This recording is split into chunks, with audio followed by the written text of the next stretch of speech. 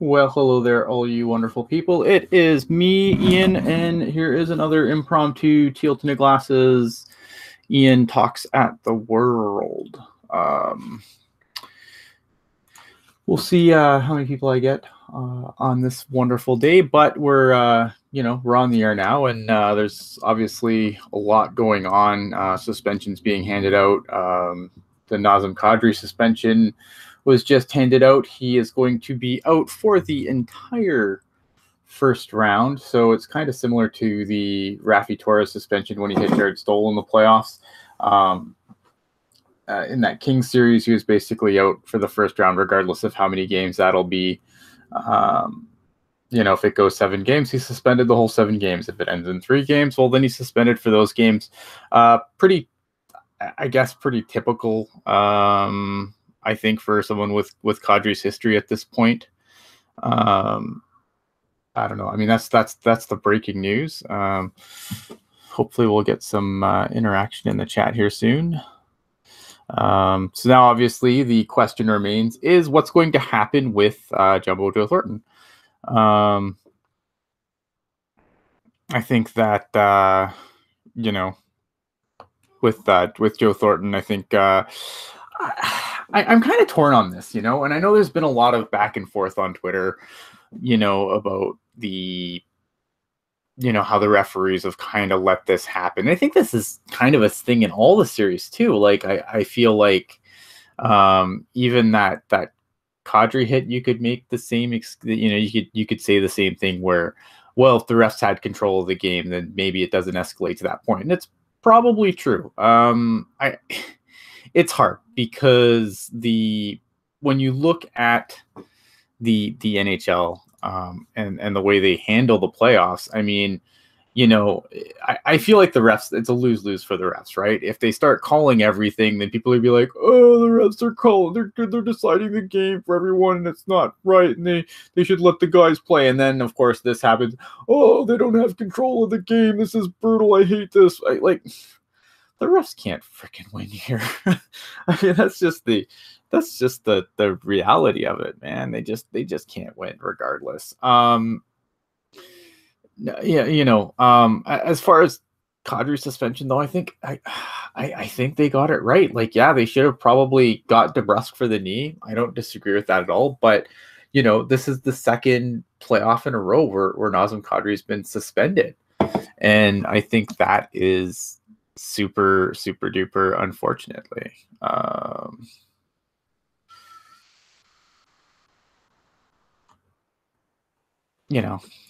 don't know. I'm getting distracted. Whatever. All right, sorry, I got distracted by Twitter for a second. I don't know. I think the suspension's probably right. I think it'll be interesting to see what happens in with Toronto with Kadri. Like, there's maybe they'll stop yelling at Nylander and start yelling at Kadri. I don't know. Maybe they'll both be gone in the summer. Who knows? I think, I don't know. That's a topic for another show. Obviously, the Sharks are now down 2-1 against the Vegas Golden Knights. Super unfortunate. I think that, I'm not surprised by this turn of events. I feel like, when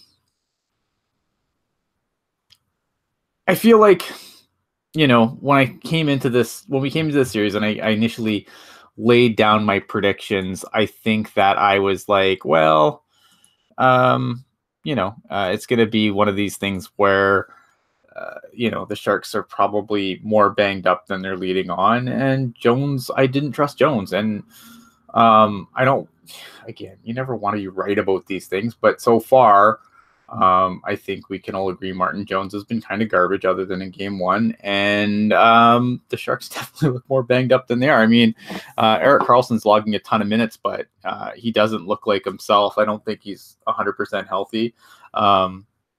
And there's obviously been injuries because the playoffs are hell that the Sharks have suffered in the series. Now we have Vlasic day to day. We have Michael Haley day to day. It's not good times for the Sharks. Now, it's frustrating though, because I feel like if the Sharks had just a pinch of just decent goaltending, this series wouldn't be um this series wouldn't be as terrible, going as terribly as it is. And look, it's only 3 games. I don't want to be like super duper, doom and gloom here. Um, but I right. Sorry, I keep getting distracted by my Twitter, and I should probably stop looking at it. Um, I mean, the Sharks could still come back, win the next game in Vegas, and then it's basically a new series. It's a best of 3 after that, right? But I mean, it's just, but it's frustrating. It's been a frustrating thing to watch. I watched most of the game before coming on, and it's hard to watch, especially you're down by a goal again, minutes, seconds into the game. Like, geez, I don't understand how they expect to win. And there's been a lot of, obviously, as I say, I'm not going to get distracted by Twitter. Here I am. There's obviously huge problems here, with some of the things going on, and obviously Sharks fans are kind of getting at each other's throats. I mean, it's crazy, because I really try not to get in. Like, I will get into it with other Sharks fans at times, not on purpose. I don't feel like I just purposely go out there to pick fights. But sometimes, I'll passionately argue my point. I can't believe, maybe I can, but it surprises me. I can believe it because I know our fan base is Twitter, but the animosity between our fans and Vegas fans on Twitter, like, it is something else. Like, it is, I can't even imagine. I can't even imagine, like, how, I don't even know what I'm saying. This is the worst show ever. Excuse me.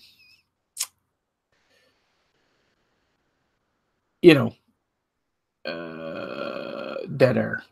This might need some heavy editing if I send it to audio at all. I don't even know what I'm talking about anymore. This is the worst show ever. The animosity between, like, the Vegas fans and Sharks fans on Twitter has just been, like, something to behold. I can't, like, I've never heard of any complaints. Now, I've never been to SAP Center, so I can't tell you how safe or unsafe it is. But it makes me kind of giggle a little that SAP Center suddenly, like, this hostile arena. Like, I don't know. I follow a lot of fans on Twitter, obviously, even from teams that I absolutely dislike. And I've never heard so much griping about dealing with the fans at SAP Center. So, like, and I'm not going to say, like, maybe crap has happened to Vegas fans, and I'm not going to say, it hasn't, because I'm not there. I can't see these things, but it just seems weird to me that suddenly SAP Center is this, like, horrible place to watch a hockey game. And it's only Vegas fans saying so. But at the same time, like, these Twitter arguments, like, oh my God, like, the only thing these Twitter arguments are missing is a "my dad can beat up your dad." Like, it's seriously that bad right now. It's kind of hilarious. I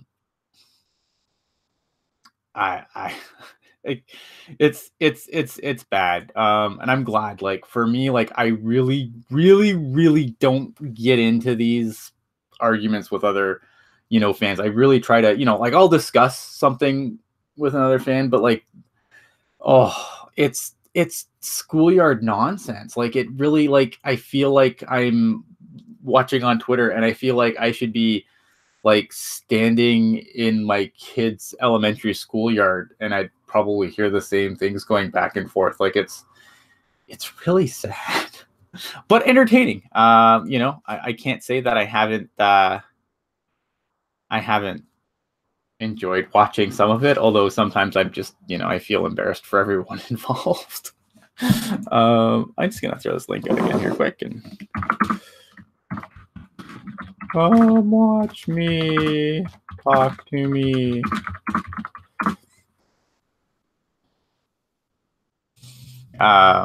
Yeah, so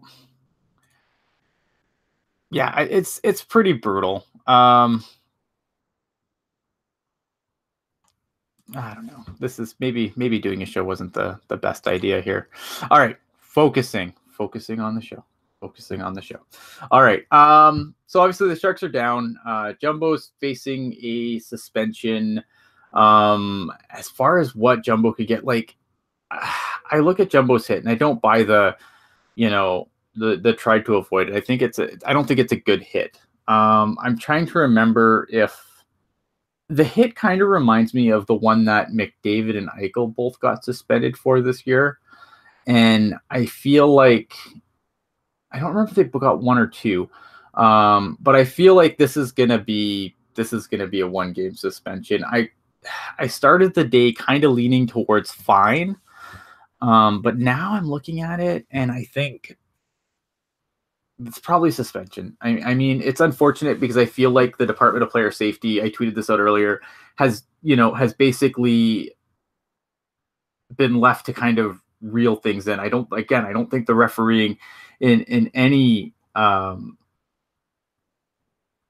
I don't remember any of the. I'm trying to think of what I'm trying to say here. Sorry. I don't think that the referees have done a particularly good job at any of the series really reining things in, and they've kind of left it up to the Department of Player Safety to kind of get control of their series, and I think that's a problem. My good friends asking me, does the Jumbo hit remind you of the Bennett hit on Simic? Yeah, I could see some parallels there, which obviously didn't get suspended. I mean, this is the problem, right? I mean, you get into these situations where you're trying to like say, well, this hit should, be suspended. There's probably a lot of hits that should be suspended that don't get suspended. I don't know. I just feel like if Joe Thornton's getting a hearing, he's probably getting at least a game. I mean, they gave Nikita Kucherov a game for killing somebody. I don't think Jumbo really has as far as the Department of Player Safety is concerned, a big thing in the playoffs, like as far as like repeat offender goes. But I don't know. I started the day thinking fine, but I'm starting to think now. I think McDavid got 2 games, and I think Eichel also got 2 games. So if you look at those as a comparable, and then you do the playoff math, which is always, hey, it's 2 playoff games versus 1 playoff game. Well, 2 regular season games, 1 playoff game, and I think by that measure, I think that this is going to be a 1-game suspension for Joe Thornton, and really it's the last thing the Sharks need at this point. This team is already decimated by injuries. Like, again, we have DeBoer coming out today and saying Vlasic's day-to-day, Haley's day-to-day. We know Carlson's not looking like himself, and I think he's definitely playing through something still.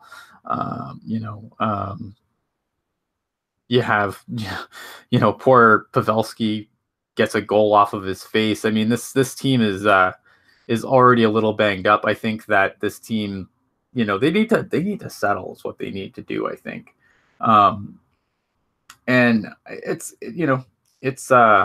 super unfortunate that they're in the hole they're in, and losing Jumbo is going to be a nasty thing that they're going to have to play through. But I mean, this is the playoffs, man. Like, I went back to game 2 where that goal that got called back, and I said this on After Dark too, that goal that called back, that sucked. But at the same time, you had 38 minutes left in the game after that to, change your fortunes. And I understand that people got hurt, after that, and people were, Couture took a puck in the junk, and and that's when we lost Vlasic. And so I understand, like, there's things that happen, but I mean, it's the playoffs, man. Everyone's banged up, everyone's hurt.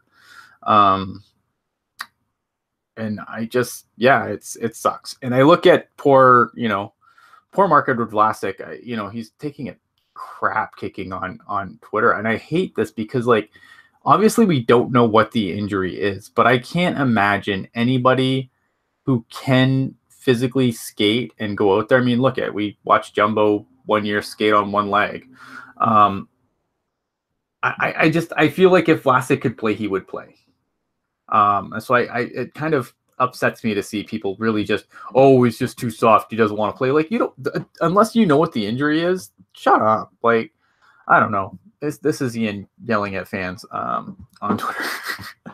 Like, it bothers me that, that people are just like, oh, well, obviously this guy's playing through this and that guy's playing through that. Like, if Vlasic has a concussion, he absolutely does not belong on the ice. I'm not saying that's what it is. I don't know what the injury is, but I would trust that if Vlasic could play in a playoff game like he would, especially being down, the Sharks being down 2-1 now, like, I don't think it's going to take an elimination game for Vlasic to come back in. Like, I think if he can go, he's going to go. It's been a frustrating series, and I get that. And, everybody's just upset. So we're still waiting for the Jumbo suspension. I still think it is a suspension. It's just a matter of how long.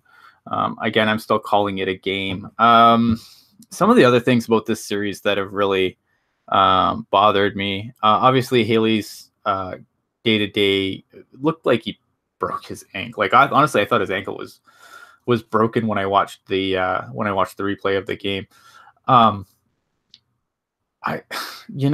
This could be, if Haley's hurt and can't go, I mean, I think that's a blessing in disguise for the Sharks. I know I got some crap on Twitter about, oh, well, what are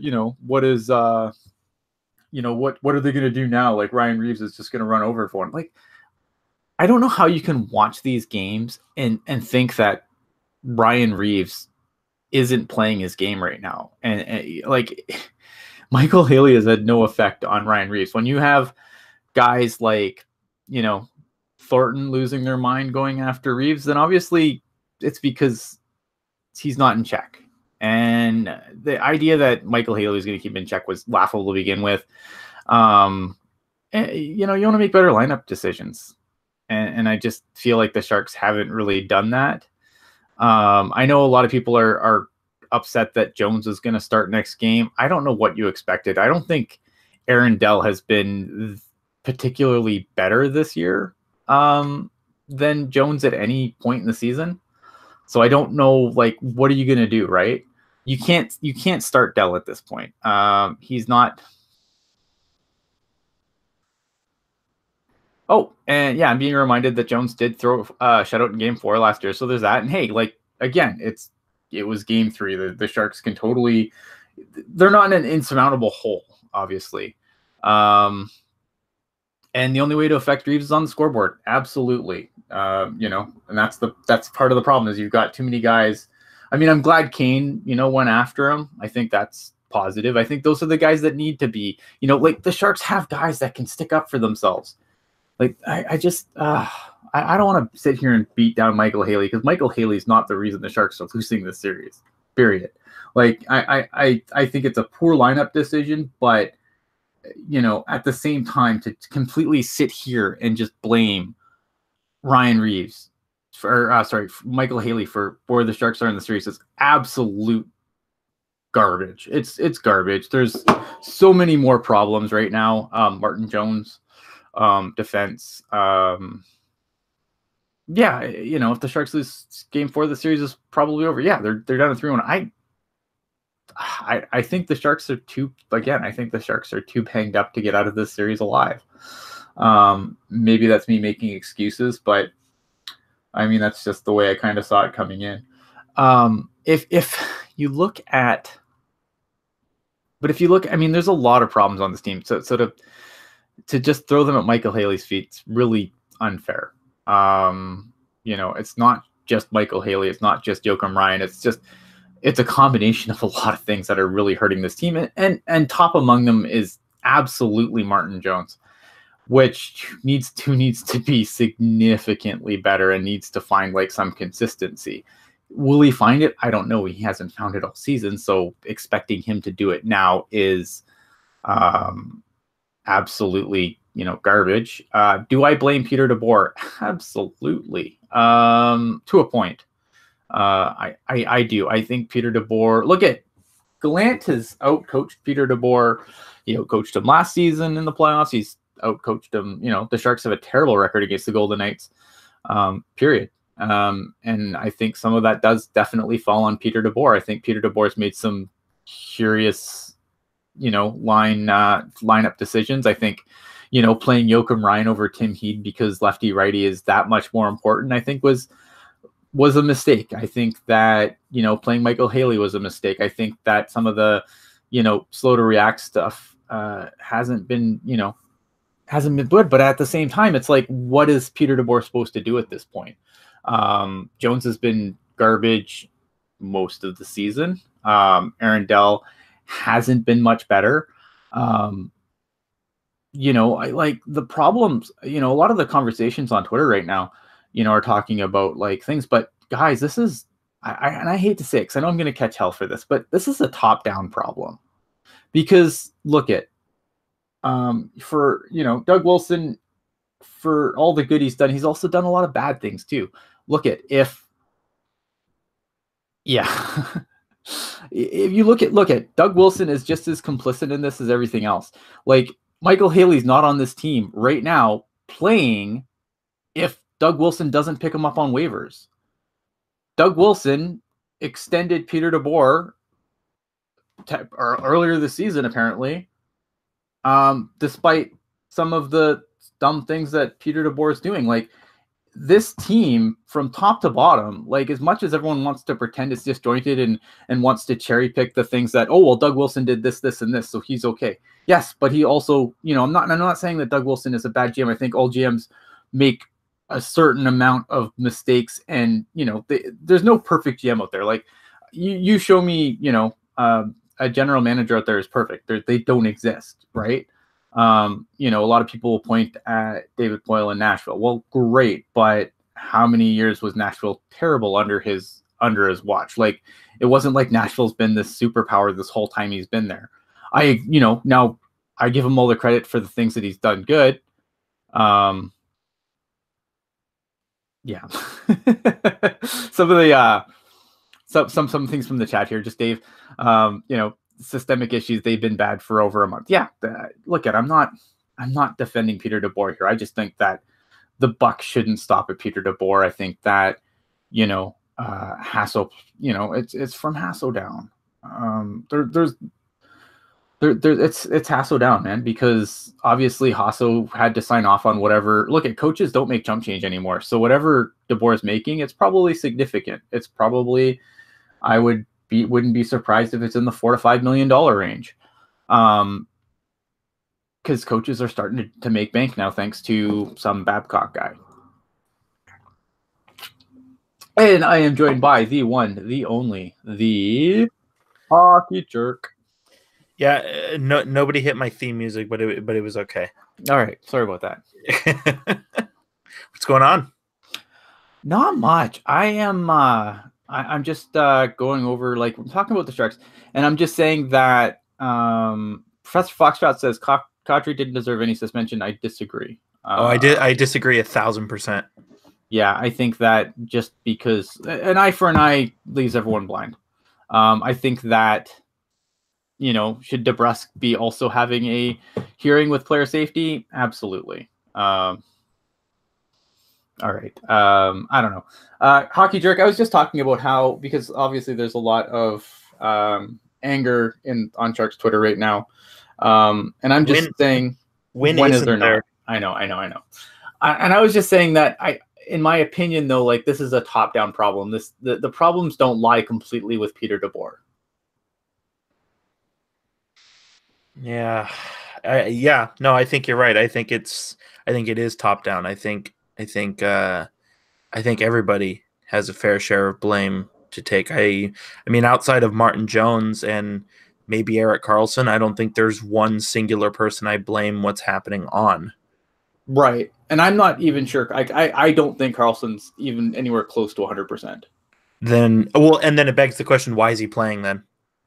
Like, I get it. It's playoffs, and I get it. But I mean, a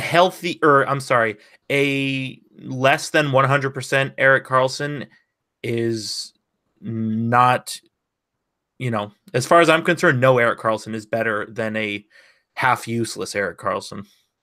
But who else are they going to play at this point? Vlasic's hurt. Shimmick's out for the season. Like, I don't know what they do. Hello, Jacob Middleton. I love Jacob Middleton, but I mean, ouch. I mean, I don't know. If Šimek had any heart, he would play in his brace, right? Right. Just like Vlasic would. I don't know what Vlasic's injured with. I think concussion, but if he had any heart, he'd totally just, concussions aren't a big deal. We all know this. Of course not. Scientifically proven. Concussions are not a big deal. It's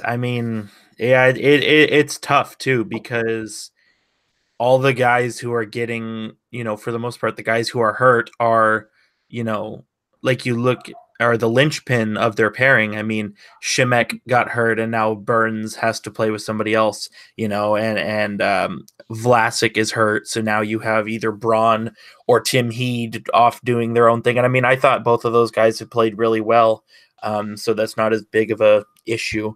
But yeah, I mean, because my whole thing is with Erik Karlsson. I mean, he's been on the ice for, oh God, what is it, 95% of Vegas's goals in the series, and he just doesn't look like for more goals than Martin Jones. That's what I'm saying. I mean, he's giving the puck away, and I mean, God bless him, he's doing his best. You know what I mean? But at the same time, you have to have that self-awareness to say, I'm not helping the team. Don't play me. Right. I mean, it's a lose-lose though, right? Because if he doesn't play, then he's gutless, and we need to, it was the worst signing in the history of signings. And if he does play, like, he can't win. DeMello would never have done this to us. Oh man, amazing. The Kadri suspension though, quick, just get your thoughts on it. What do you think on that? I don't think they gave him enough. Honestly, I think Nazem Kadri is a punk, and he pulls this kind of stuff all the time. And he's a, 2-time 30-goal scorer, and that's fantastic. But he's still a punk, and he killed, Tommy Wingles last year and got suspended for it. And he now, with no real reason, attacks Jake DeBrusk in game 2. And I mean, they've been going at it all game, and there was the alleged knee on knee, but still, if you're Kadri and you're, all that's said about your team is that you can't beat Boston, and then you do something to make it so you lose to Boston. I mean, I just don't know. Aside from, his thuggery and, him, like I said, just being a punk, I don't know how he has a spot on this team next year. I mean, like, this is now 2 years in a row where his actions are going to put the Maple Leafs at a disadvantage against Boston Bruins. Yeah.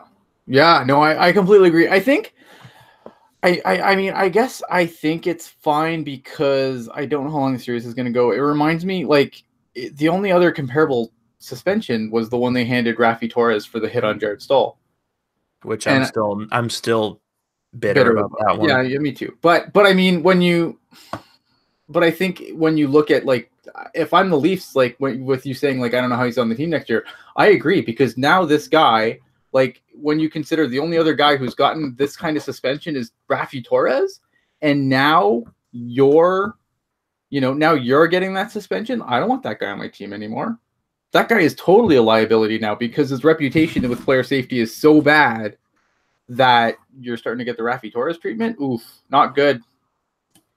No, and we've seen him too. He, even outside of when Toronto was playing the Boston Bruins, like, you remember, you remember his fight with Joe Thornton. Now, I don't think he intentionally ripped part of Thornton's beard out. I sincerely doubt he did that on purpose. No, I think but grabbed the jersey and his beard was there. But of course, it doesn't help his case that it was him of all people, and I mean, he's been suspended he's been suspended for elbowing Yep. Nicholas Backstrom, the goalie Nicholas Backstrom. He Mm-hmm. got suspended twice in 14-15. Once for a headshot, fined a bunch for diving, suspended for cross-checking somebody in the head. All of these things, he's been fined numerous times. I mean, all these things, he's the term repeat offender obviously goes away after whatever 18 months, Mm. but we're in April of 2019, and this has been a constant thing since about 2013. Like, it seems like every season he's suspended at least once. Yeah. Joe. Yeah. Just to answer in the chat, Joe Thornton does have a hearing today. He had a hearing, has a hearing. I don't know. It was obviously a phone hearing, whereas Nazem Kadri had to go into New York in person. So I guess that's a good segue. Jerk, what do you expect to happen to Mr. Joe Thornton? Worst case scenario, he gets a 1-game suspension, but even I'm not sure that happens. I mean, yeah, there's no doubt in my mind that Joe Thornton targeted the head of Thomas Nosek and, picked up his speed in order to hit him. But still, I mean, it's a play. We saw it. I hate to even bring it up, but we saw the same thing with Braun and McNabb not called. We've seen the same thing earlier in the season as well. Similar, different players, different teams not called. I think it might be because, to your point, like you said, I believe you said on Twitter yesterday, Mm-hmm. playoff math, it'll probably be a fine, and then that's the end of it. Yeah, it reminds me a lot because I feel like McDavid and Eichel both got 2 games this season for, like, I look back and I'm pretty sure I saw they both had 2-game suspensions for very similar hits. So I'm starting to lean towards a game now. Yeah, I mean, I don't know, because like I said, even with Thornton, I mean, this is how I look at it, is Kucherov got 1 game for, blatantly cross-checking Nudavara in the side of the head, and Nudavara was down. And then so I look at that, and that was a game, and I look at Joe Thornton, which the Joe Thornton hit, I don't think that was as bad as Kucherov on Nudavara, which makes me think it's not a game suspension. Yeah. But then problem, again, right? That is the problem. And you also have to take into account where the game is at that point. Like, okay, is it an emotional thing? Is it a targeted attack? Is it an accident? Because, like, I think, to kind of tie it all together with the Leafs and the Bruins game, Kadri and DeBrusk, I mean, that was definitely knee on knee, but I don't think either of them intentionally tried to knee the other. I think they just bumped into each other, honestly. Right. And so you have to look at it from all those different perspectives. And so I really don't know. I mean, it is, it's almost 7 Eastern on the East Coast. So maybe they're going to flip a coin in the next 10 minutes and that'll be the decision. I'm not sure, though. I mean, they don't really have to announce anything today, right? Because, well, but that's the other thing is, so like, say they don't announce it until after tomorrow's game. Tomorrow's game will not be part of his suspension, but to my understanding, he wouldn't be able to play. Or because once you have a hearing, I wouldn't be surprised to see, like, if we don't hear anything tonight and it comes down tomorrow afternoon before the game. Like, I wouldn't be surprised by that either. Gambrell better get his reps in. Oh, he better get his reps in. They're this team, like, I mean, you said it. I mean, obviously, this is a team that's only down 2 games to 1. But I mean, losing Joe Thornton with the other injuries, I mean, they're going to be in tough tomorrow if Thornton is suspended. Yeah, and I mean, thankfully, the last time Joe Thornton was out earlier in the season, we saw other guys obviously pick up that slack. But outside of Logan Couture, I mean, everybody's been cold. Especially Timo Meier, who I'm still not convinced that he's 100% healthy. I think whenever the Sharks are eliminated, I think we'll find out that wrist is a bigger problem than we think right now. But everybody's cold right now. I mean, you don't want to play, especially with hockey. You don't want to play what if and what could have been. But I mean, you look back and you take away those 2 shorties from game 2, and it's a 3-3 game. And you take away Martin Jones going on an adventure outside of the blue paint, and it's a 3-2 game in game 3 for the Sharks. So it's little mistakes that the Sharks are doing to themselves that are putting themselves in this position. And I think if you tighten up those mistakes, and if you can just get one of your guys who are cold to get going, I think it's a totally different series. Yeah, absolutely. Yeah, I worry because I feel like I mean, the Sharks need more from guys, and that's the problem. I mean, obviously Martin Jones being key among them, but I think they need a little bit more from Logan. I think they need a little bit more from Hurdle. Like you said, there's some guys that are going to have to really, really step up here. So just going through the chat here, Michael Haley is listed as day-to-day, as is Vlasic, per coach Peter DeBoer. So obviously, like Dave alluded to, more skills obviously going to come in, and that's always a good thing. Yeah, I saw that Haley was day to day, and obviously you don't want to wish anybody harm, but you know I saw Haley day to day, and my first thought was, oh darn, like now the fourth line might be better. I mean, Radil you put there, or you put Donskoy there. I mean, who knows? Maybe one of those guys is pissed off that they lost their spot, and they come in and they just burn it down and get things rolling. I mean, that's obviously best case scenario, but I wanted to talk, man, that Haley, I mean, you saw the Haley shot block, right? You saw it. Yeah. What the hell is he doing? Like, if you've watched hockey long enough, if you've played hockey, that is not how you block a shot. So I have I'm just watching that. I have no idea what he's doing there. I thought his ankle was broken. Oh, absolutely. I mean, so he's going at it, and he turns the right side of his body towards the puck. Yeah. So that means that his right foot in this situation is the front foot. Mm-hmm. And he takes his front foot off the ice and stops up with the back foot, which already puts more pressure on your leg. And just the way his skate cut into the ice, it looked like it pushed his whole leg up. So already you're screwed there. Secondly, you want that front leg, you want it to be in kind of an L shape so that the puck hits you, either on the side of your leg or, in, worst case scenario, maybe in the side of your thigh. But no, the front leg was totally absent from there, and thankfully he turned his face away from the shot, but didn't look like he did it right away. So I'm watching this and I'm breaking it all down, and it sucks that he's hurt, but I'm just watching and I'm watching and I'm like, this was totally avoidable. Yeah, it's unfortunate. I mean, again, Michael Haley's a problem. He's not the problem. But you still don't want to see a guy get hurt. Like, I take no satisfaction. Like, I don't think Michael Haley's a bad guy. I just, don't think that he's good enough to be in the lineup. And it goes kind of back to this whole problem in San Jose being a top-down problem. I know everyone wants to just throw Peter DeBoer under the bus. And I think, absolutely, Peter DeBoer, when it comes to doing stupid things, he's probably doing the most stupid things. But I look at this team and I'm like, who claimed Michael Haley off waivers, knowing that Peter DeBoer would play the hell out of him? That would be Doug Wilson. Who signed off on an extension for, this coach that isn't getting nearly as much out of this roster as he should? Well, Hasso Plattner signs the checks. Doug Wilson makes the decision. I mean, it's top down.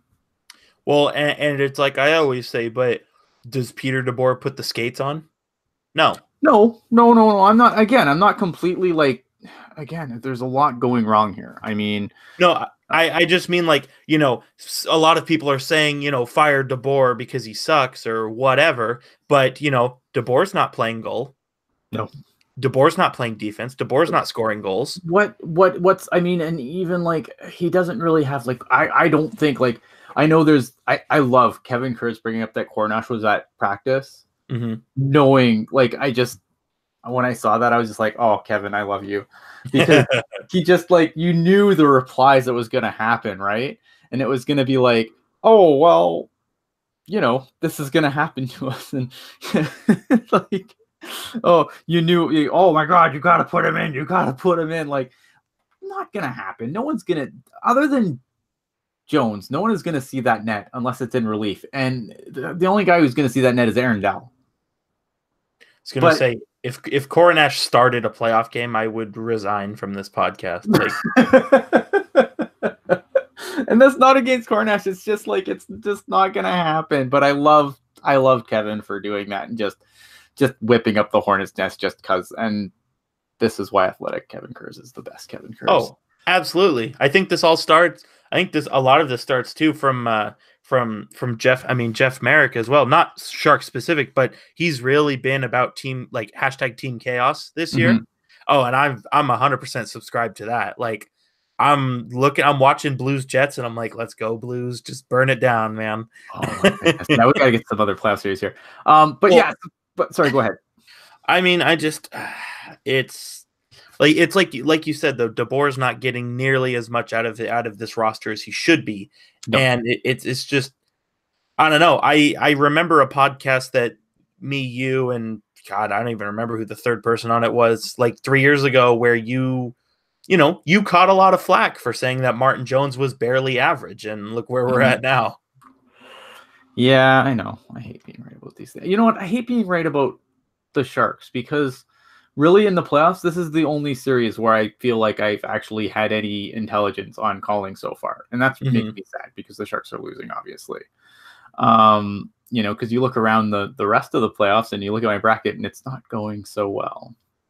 The Tampa Bay Lightning are on the verge of getting swept by the Columbus Blue Jackets, which I didn't see coming, but I love it because, again, it goes back to, everyone mocked Columbus when they went all in, and look at now they're a game away from eliminating a team that had the President's Trophy locked up in December, I feel like. Well, and to the point I made earlier, Team Chaos, like, now I did not pick Columbus to win the series, and I'm not surprised. I was one of the few who said, hey, don't sleep on Columbus.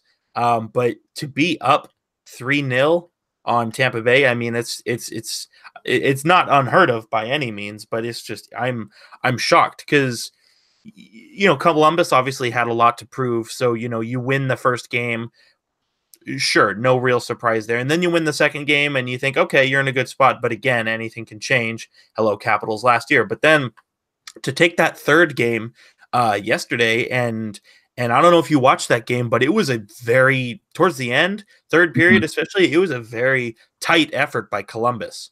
They were locked in and they were working for it, and their forecheck was good, their defense was good. Bobrovsky, who we can always find time to talk crap about, was playing very well. And, it doesn't help either that all of Tampa Bay's guys are cold, similar to the Sharks. But, Columbus came in and, they're out to prove everybody wrong. And, I bet if you ask anybody in that Blue Jackets locker room, I bet you none of them are surprised where they're at because they know they're a good team. Deuce Schulis disagrees. He says he doesn't think Columbus picked Columbus to win the series. That was hilarious. I mean, yeah, like this Tampa team, it's so amazing to watch because this team is so good. Like we've seen how good this team is all season. I think the problem is that I think Tampa ran out of things to play for too long. And Columbus fought tooth and nail to get into the playoffs, whereas Tampa's like, we were in December, we don't care. And I wonder how much that's a factor. I feel bad for Vasilevsky a little bit because I feel like he's probably going to win the Vezina. You think so? Even though he got hurt? I don't know. It's hard. He has the numbers. I think he's going to be seriously in there. If he doesn't win it, he's probably taking the second most votes. But I think it's Ben Bishop's trophy to lose. You think so, eh? That's interesting. Yeah, I don't hate that. But I still think, like, man, you look at that team and Vasilevsky has always kind of been detracted as, not a playoff goalie. And obviously I don't think that this, again, like you look at the game yesterday, I thought he played a pretty good game. just Well, yeah, he only let in 2 goals. right. And but it's like, oh, not a playoff goalie, which I think is just garbage. I think too, you look at it like this, you look at the regular season and how often do you play the same team in a week span? Maybe you play the same team twice in a week, maybe. Like you're playing a different team every night. Yeah. So, Tampa Bay is just rolling, they're playing their game, and every night it's a different opponent, and so you just keep doing the same thing. But now you're in a playoff series where you're playing the same team anywhere from 4 to 7 games, and you keep doing the same thing. Eventually, that team that you're playing 4 to 7 times is going to catch on to your tendencies, and they're going to figure out how to beat you. And that's why I look at, Columbus was down 3-0 in game 1 and then stormed back and won. And I think from that point on, I think Columbus figured out how to beat Tampa Bay, and they're just doing it. And I think too, I don't think Tampa Bay is used to losing so much, at least this year. I mean, this is the first time they've lost 3 in a row all year, and they only lost 2 in a row twice prior to this this season. And I think, I think what Columbus is doing, I think it's really rattled Tampa Bay. I think Columbus figured out how to stop Tampa Bay. And of course, like I said, we can always find time to talk crap about Sergei Bobrovsky, but for somebody who had a pretty average regular season, he's playing very well in the postseason. Yeah, no, absolutely. Friend of the account, Cam Atkinson with 2 goals. Right. What was I going to say? I want to ask something. If Tampa, so let's say that Columbus either finishes the sweep or, because we know how hard it is to come back from a 3-0 hole, because there's this playoff series I don't remember, but apparently it's only happened like 4 times. Yeah, I don't know what you're talking about. I don't even talk about either. You think anything happens in Tampa after this whole thing? After this debacle? I don't know. I mean, I feel like this year is kind of an outlier, just because of how well they played. But at the same time, you go back to 2015 and they, lost in the Cup final. You go back to 2016 and 2018, they lost in the East final. I mean, they've created a habit of being, the kings of second place, so to speak. And it's been a thing that they've dealt with for 4 years now. And now you come in and you are potentially going to get bounced in the first round by the team that a lot of people said sucked. I mean, it could be one of those things where, especially with a new GM too, not Steve Yzerman, maybe it rattles him a little bit and maybe he panics, or maybe you chalk it up to bad luck and you stay the course and, this is all moot by next season. But I definitely think there's going to be some things to think about when you look at those previous 4 playoff years and how they are always the bridesmaid, never the bride, to take a phrase from you. Yes. I mean, I think that I don't think you'd fire Cooper after this because you just went on a historic run. Well, didn't they just extend him too? I believe they did. Yeah. And I don't see, that's the thing too, right? Like when it comes to people talking about, just to go back to the Sharks for a second, people talk about firing DeBoer, you still have to pay that guy. You can't just fire him and you fire that guy, you still have to pay him until another team picks him up. Now, John Cooper would get scooped up in a bloody heartbeat. I'm sure there'd be teams that would just be who didn't even think of a coaching change, who would suddenly eject their head coach and scoop up John Cooper. But Montreal. Montreal. I can't imagine. I can't imagine anything happen. I think now if Tampa goes out in the first round and then they really stumble out of the gate next year, then maybe then something might happen. But I think everyone in Tampa is probably, as much as this is frustrating for Tampa's faithful, you gotta I feel like you have to stay the course. Although maybe the guy burning the jersey wasn't so wrong. It's like he knew. Foreseen.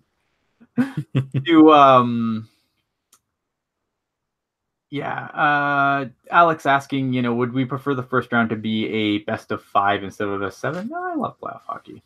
No, don't bet best of 5. No, because I mean, I feel like I've seen so many times where a series doesn't even really get interesting until game 5. Yeah. Yeah. I don't think there's any reason to shorten the playoffs. Yeah, there's no reason for it. I think we should add a fifth round. We should add a fifth round, yes. No, I think look at it would never change for a couple of reasons. One, I think it's fine. Two, this is when teams are making their money is playoff gate because they're not paying the players anymore. Players already got paid. Mm-hmm. So that's I mean, obviously NHL players make a lot of money, but that's still sometimes I think about that and I'm just like, I think it's very interesting, how like once regular season ends, like you don't get played or like you don't get paid anymore. Like it trips me out. Well, makes sense. I mean, because you're only paid for the year, and then if you're not getting paid, then like what if you're still getting paid, then what happens to the guys that don't make playoffs? They lose paychecks. I don't know. I guess it's the way exactly. I mean, it just seems. I bet you that per diem goes up though. Per diem, yeah, absolutely. What others are going on? So we talk about Columbus, Tampa Bay. What about the Blues in Winnipeg? I think that's been a surprising series as well. Not really for me. I mean, Blues have been pretty much all rolling since January. Yeah. So I'm not surprised to see them up 2-1, and not only that, but Connor Hellebuyck has also not had a very good season compared to last year, and I don't know if I tweeted it out or if I just thought it in my head, but I was kind of thinking if the Blues could take advantage of Hellebuyck, then I think they could take the series. And I mean, so far we've seen that happen. Of course, Winnipeg did find a way to get to Winnington in game 3. So I don't know. I mean, I still think it's jump ball, but I'm not as surprised about what the Blues are doing as I feel like maybe a lot of other people are. I just felt like, I don't know. I feel like the Jets are just built for the playoffs. I mean, and then you got Patrick Laine finally, finding his game just in time. So I guess it is possible to find your game just in time. Although it helps being an elite player. I think the thing that would surprise me is if the Jets are eliminated in the first round, because if you remember the beginning of the season, everybody was saying the Jets were going to win the Cup this year. Right. And yeah, I don't know. If Connor Hellebuyck was the Connor Hellebuyck from last year, I'd feel a lot more confident with that. Oh, absolutely. But yeah, I don't know. I mean, it's funny because you looked at the Central Division. I mean, no one wanted it. Other than St. Louis, who had to come out of a massive hole to even be in the mix. But between Nashville and Winnipeg, I mean, they just kind of batted it back and forth over and over again, just trying to figure out who was going to finish first. It's maybe not me, maybe you. I don't know. But I don't know. I just think it's different, or I just think it's crazy that the fact that the Blues were so out of it and yet they were in the conversation to win the division.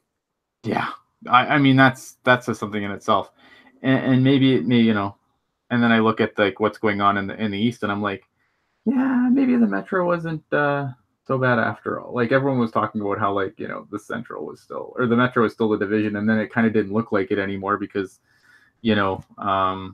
I think no one expected the Islanders to finish as well as they did. A lot of the other teams kind of stumbled around. Pittsburgh kind of stumbled around during the season a little bit. And, and now it's you look at the Central and it's geez, what is going on? Or in the Metro, sorry. And it's you have Columbus on the verge of dumping the Lightning, and it's insane. Yeah, it's definitely been a very interesting year. I feel like, the same, even though it's been obviously been a different Stanley Cup winner every year outside of 2016 and 2017. I feel like the Final Four in the last few years, it's been the same kind of rotation of teams the last little while.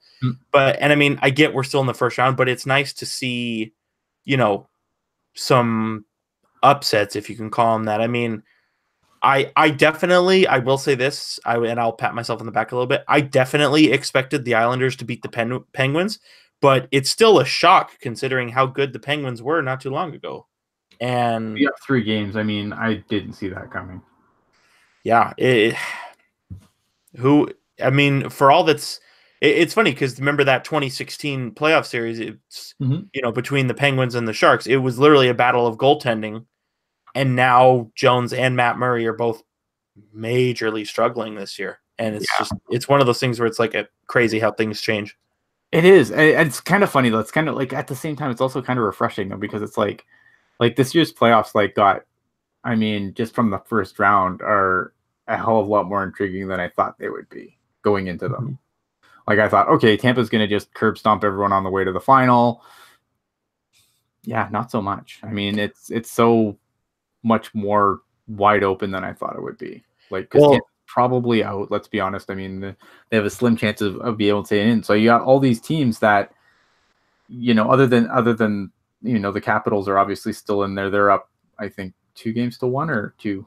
They're up 2-0, and their game 3 actually starts in about 5 minutes. There you go. So I mean, the Caps are still kind of in the mix, but I mean, you're looking at these mainstays of teams that generally play a round or two, and I mean, we don't obviously Boston, Toronto is going to be an absolute war. We don't know who's going to come out of that one. I still think Boston, but I mean, you look, it's wide open. It's a lot more wide open than I thought it was. Like, I have no idea who's going to be in the final at this point, because it's just like I thought the West was going to be like the hard conference to predict, and it's honestly it's both. Well, and too, even though Carolina is down, 0-2, I mean they're still in their series. They've had poor starts to their games, but by no means have they had poor finishes. I mean, they've made Washington work for it, no doubt about that. Yeah, absolutely. So yeah, so I just want to, I kind of want to touch on some of the other series just like super quick here. Obviously, Boston, Toronto's a war, needs far more time than I have to talk about. Dallas, Nashville, what's your thoughts there? I feel like my first inclination is to always look at Dallas and just laugh, because Dallas was they were kind of a joke for a while. But you know what? I'm like, you actually look at their stats, and they've actually gotten offensive contribution from more than just the top 2 guys. And like I talked about earlier, Ben Bishop had his best season as an NHL goaltender, which obviously is good for them when you consider how many poor seasons of goaltending they had. But yeah, I mean, like I said, Ben Bishop, the defense I felt has been much more tightened up, obviously with John Klingberg and with Miro Heiskanen, but even guys like Lindell and Roman Polak, I mean, takes a lot of penalty minutes, but very sturdy. And they've made, it's been a very communal effort. I think Dallas has used the most defensemen this year. I think they've used like 14, which is asinine, but it's been a communal effort. It's not, I mean, obviously Jamie Benn and Sagan and Radulov, they're obviously still the big dogs there, but it's not just them. I mean, I was very complimentary of the Matt Zuccarello trade. I'm still very complimentary of it. I think if Dallas can beat Nashville, I think Zuccarello is going to be a guy to watch. I mean, he's got a point. Excuse me, he's got a point in all but one game he's played with Dallas between regular season and playoffs. So it's a small sample size, but it's still a very interesting thing to watch. Absolutely. I guess end on Alain Vigneault gets hired in Philly. I'm confuzzled by this. I thought they were going to hire Gritty as their coach. I mean, I was pretty sure that Alain Vigneault was going to get another kick at the can. Philly seems like such a weird fit. Well, and especially too, they gave Alain Vigneault a 5-year contract. I mean, I don't see. This is going to sound kind of like negative to my friend who's a Flyers fan, but I don't see Philly being a good team in the next 5 years. Like, there's a lot of problems that team has to work through that they're nowhere near getting past, and I just don't understand. I mean, I've been championing across the league, like crappy teams hiring first-time coaches to have like a rise together. And I like AV. I don't think he's like the best coach ever, but he's definitely a good coach. And I just think he's going to get railroaded in that market because Philadelphia continues to put a poor product on the ice. Yeah. Yeah, it's good. It's going to be interesting. I mean, Yeah, I don't know. I don't like the fit, but I don't know where Alain Vigneault at this point fits better. And I think maybe that's the thing, right? Like you got a lot of these kind of old school coaches that are still getting jobs, and I just, I sometimes I kind of feel like maybe the league has passed these guys by because I can't think of a good fit right now for teams that are looking for coaches for Alain Vigneault. Well, and I just think it's funny too how it seems like, there's only a group of 5 or 6 guys who can be a head coach. You can't try anybody new. You can't. No, absolutely not. I mean, I'm not surprised that Todd McClellan's going to get another job. I think after the way that Edmonton season went, even with Hitchcock behind the bench, I think that, again, I'm not saying that they completely absolved Todd McClellan because I think Todd McClellan definitely, has his issues. But obviously maybe not as much his fault as we were led to believe. Yeah, I still, I'm going to disagree with you. I am surprised he got a job, only because I think the mistakes he made in San Jose, he also made the same mistakes in Edmonton, and I don't know. I think it would have been good for him to go back to being an assistant for a little bit, just to kind of pick up some new tricks. Yeah, maybe. I don't know.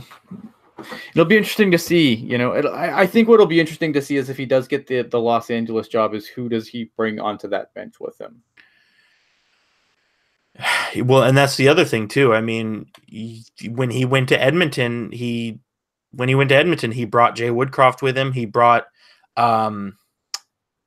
Jimmy Johnson with him. Are we going to see probably not Jay Woodcroft, but I mean, I don't know. Is it just going to be another thing where he just brings his boys again and it's the same thing? I think at that point, then you would be definitely screwed.